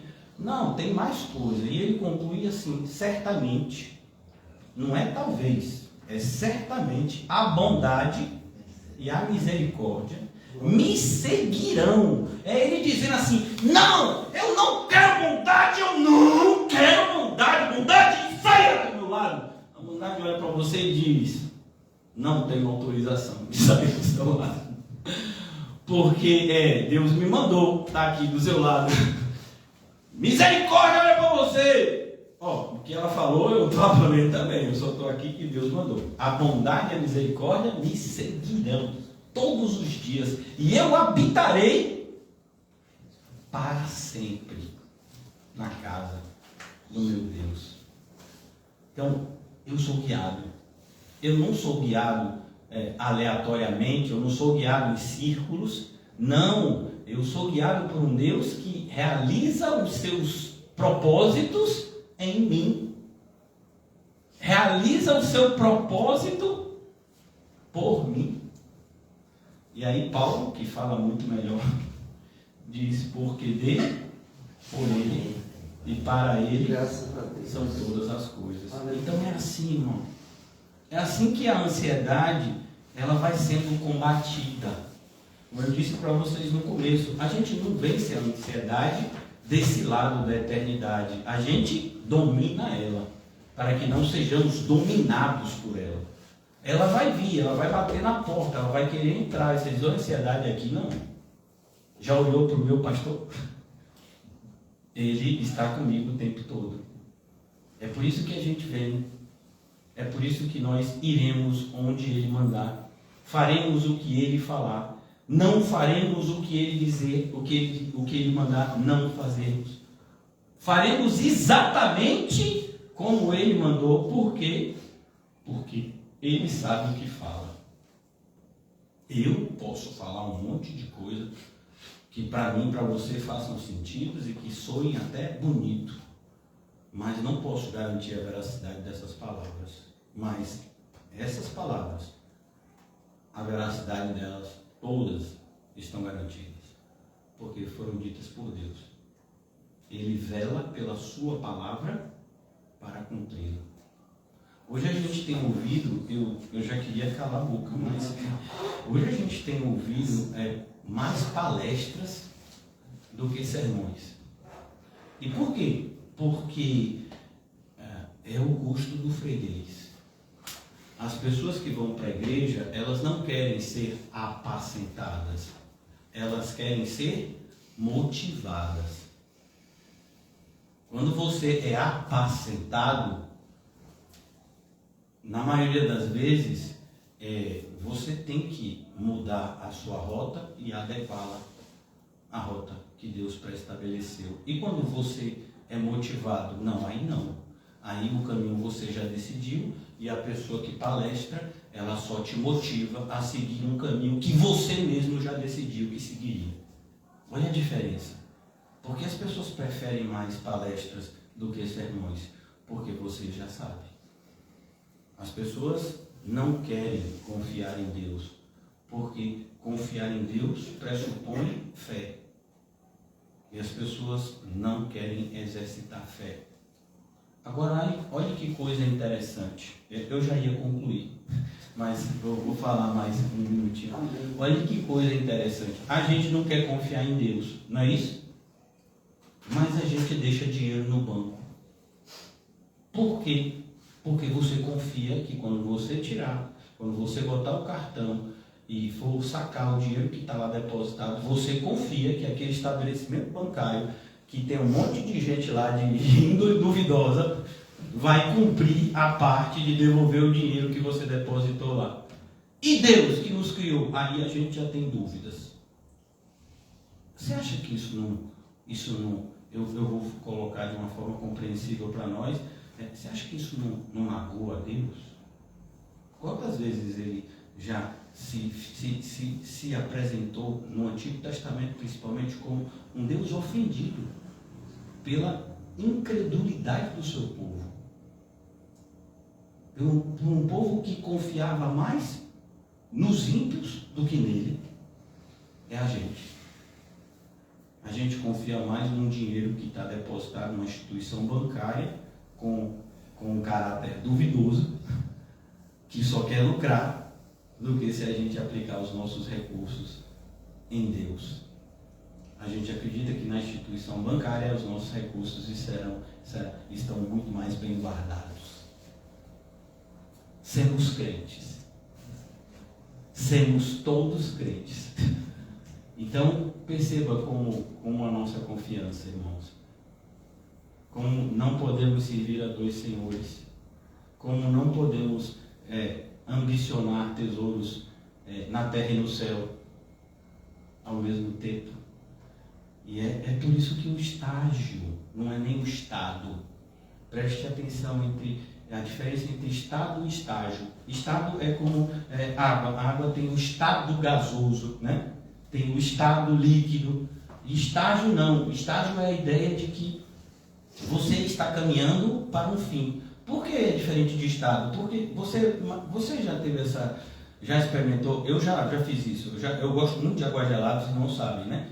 Então eu pego, às vezes, a garrafa de água, boto no congelador. O congelador de onde eu estou morando, de favor, é bem forte. E aí eu chego, tá pedra pura de gelo. Aí eu tiro e vou dormir. No outro dia, tá só água aí, tá quente. Aí eu boto de novo no congelador. Né? Então, perceba que ela estava no estado sólido, depois ela foi para o líquido de novo, e depois ela pode ir para... O estágio não. O estágio você está seguindo um estágio. Você não retorna para o estágio anterior. Não, é progressivo. De glória em glória. Então, quando eu estou falando que estágio da igreja a gente está, é para despertar em você e em mim que Jesus está logo ali, que o anticristo está logo ali, que a apostasia está bem por aqui. E aqui, em nome de Jesus, não é a nossa congregação, é a nossa geração. A gente pode olhar para várias direções de movimentos evangélicos e ver que a apostasia já se instalou, que a Bíblia já foi rasgada, literalmente.